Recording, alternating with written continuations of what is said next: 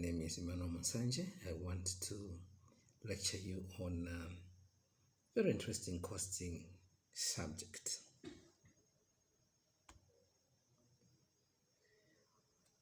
The topic is labor costing. We want to see what it is all about. Now, workers can be remunerated by the following methods. When people are working for you, you pay them or you remunerate them. You may remunerate them using time-based method, output-related, or you can give them bonus and incentives. Now, let's look at the time system. The time system is whereby you have a rate you charge per given time. For example, per hour. If you charge per hour, you have to multiply by the rate at which you charge. Look at the example here. An employee is paid 5,500 per hour and is expected to work at least 48 hours. What would be the wage? You simply have to multiply 48 hours by the rate, which is 5,500, and you get to 64,000. When you look at overtime, as per name, the worker can work extra time and you can pay for that extra time. This is an example. If the day rate is 30,000, which is the basic, and overtime is paid in time and a half, 8 hours of overtime is, now the language of 8.5 is simply half of the rates. Now look at the way the total wage will be. The basic pay is 8 by 30,000, whereby overtime premium is 120, meaning you charge it at half, which is 15,000 by 8.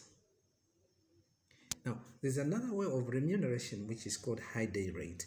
This is where you pay extremely high rate per day in order to attract the best employees. There's another way you can remunerate the workers using piecework. Now, when you look at piecework here, time really doesn't matter.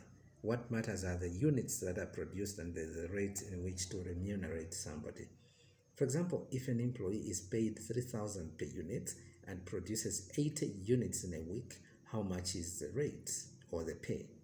So you multiply 80 by 3,000, which is 240,000. Really, time doesn't matter here. Variation of piecework. Now, this is piecework, except it varies or it changes, where you have a piece rate with guaranteed minimum. Now, here, you have to make a payment if the target is not met. Now, look at the example here. Jonas is paid 3,000 for every unit that he produces, but he has a guaranteed minimum wage of 28,000 per 8-hour day. In a particular week, he produces the following.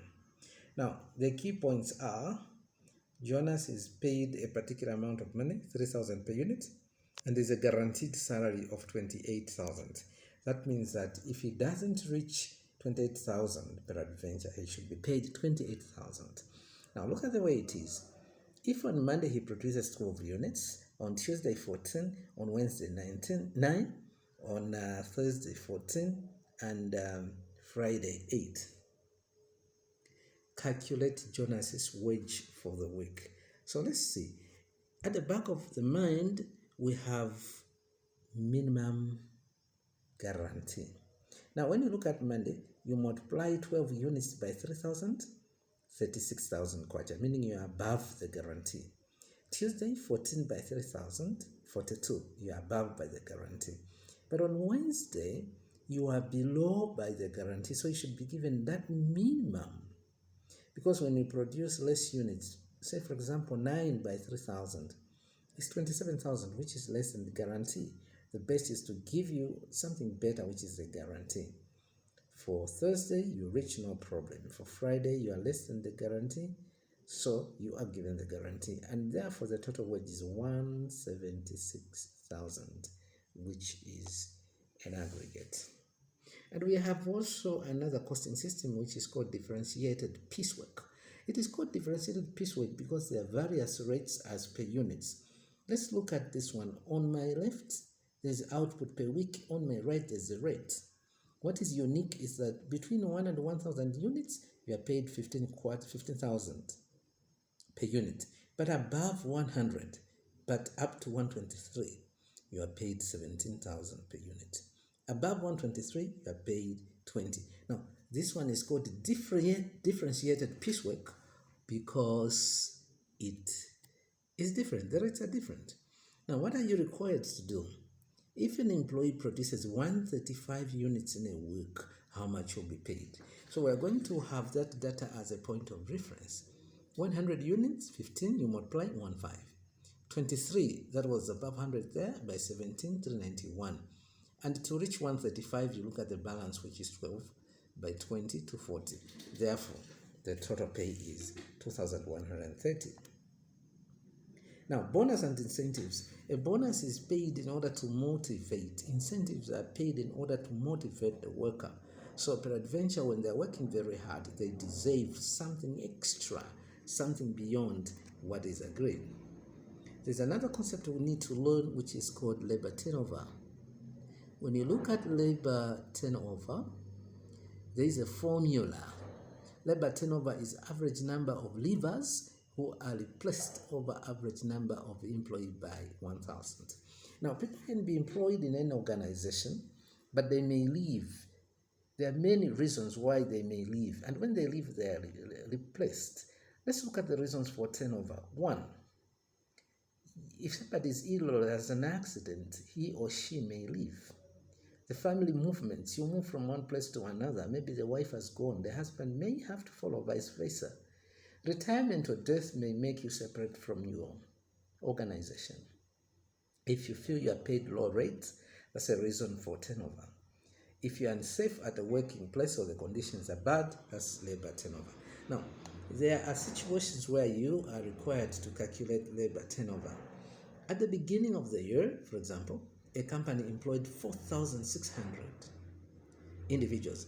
But during the year, 1,800 were recruited. And at the end of the year, you had 5,500, meaning there's been a shrink of the number. Now, required, what was the labor turnover during the year? And do it to the nearest 1%. Now, you extract the data where on my left you have employees, on the right number of employees in terms of the figures. At the start of the year, 4,600, and during the year you recruited 1,800, and it gives you 6,400. But at the end of the year you have a lesser number, which means 5,500, meaning others left. There has been a turnover. Therefore, those leavers are 900. Now, to calculate labor turnover, you employ the formula, which in this case you'll have 4,600 at the beginning plus 5,500 at the end of the year, and then you get the average, which is 5,050. Now, you take the total number of leavers, which is 900 over 5,050 by 100, you get 17.8%, which is rounded to 18%, which is labor turnover. This number really shows the rate of in and out of the organization. People will be employed, they may resign, they may just move, and so on. So that number expresses how that turnover is. But there's a cost to the turnover. You know, when you employ new people, you incur a lot of recruitment costs through advertising, selection, etc. You have to retrain the new staff, and it costs money. And then you lose efficiency because the new staff have to learn the nitty-gritty of the work. How do you prevent the labor turnover? You pay well, improve the conditions, improve the content of the job to make it exciting. Now, you will have to account for labor when you're paying people. When you look at the types of labor, you have direct labor costs, you have indirect labor costs, and then there's net pay, deductions, and so on. Now, when you look at direct labor costs, that's the cost you incur on the people who actually do the real work. For example, they're in production, they do the real production. But those who are in administration and others, they are paid, and that is called indirect labor. Okay, so this is where we are saying direct labor, there are those that are involved in production. Indirect labor is just an overhead. Now, when you look at here, you have a payroll. A payroll will display what you pay, be it to direct labor or indirect labor. For example, the following details are extracted from a monthly payroll for employees at a small scale firm for the following month. Now, look at it here. On the left, There's a column describing ordinary time, overtime, basic pay, premiums, shift allowance, depending on how you pay them, and then net pay. The next column is for direct labor, meaning those people who are involved in production, you pay them the appropriate monies. And there's indirect labor, you pay those people. But when you look at the total there, ultimately at the bottom right, you have 110,000, which means this one is the payroll. A payroll is a document that shows what you spend on labor.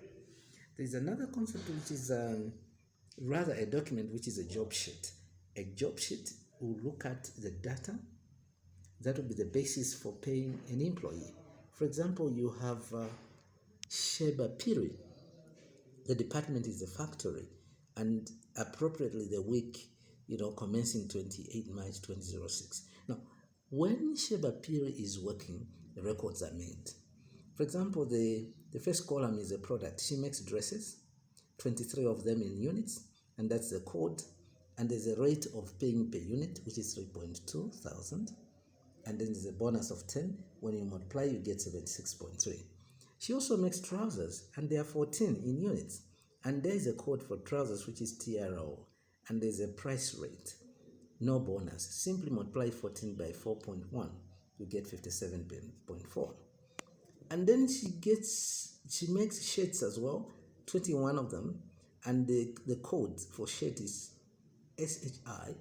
And she's paid 2.5 thousand per shirt, and there's a bonus of 9. Add all those, you get 52.5, and then aggregately you pay her 183.5. Now this is a job sheet. The purpose of the job sheet is to accumulate the costing system. Now when labor is working, you have somehow to measure the efficiency. Now you measure labor activities using efficiency ratio, capacity ratio, production volume ratio. Now let's see how each one works. When you look at efficiency ratio, you're trying to compare the standard and actual hours worked. For example, if they say make a dress in 2 hours, when you actually work, it may be less or more. So that kind of comparison gives you the ratio of efficiency. The other ratio is capacity ratio. This one measures how much time was used compared to what was available. Another ratio of measuring how labor works is production volume ratio. This compares how overall production level compares to planned levels. Here is an example. The following information relates to a small production unit during a period. The budgeted or planned hours were 9,500. Actual hours worked 9,200. Standard hours worked 9,300. Now from this data, we are required to calculate efficiency ratio, capacity ratio, volume ratio. When you look at efficiency ratio, you have standard hours over actual hours by 100, and you get from that database, you get 101%.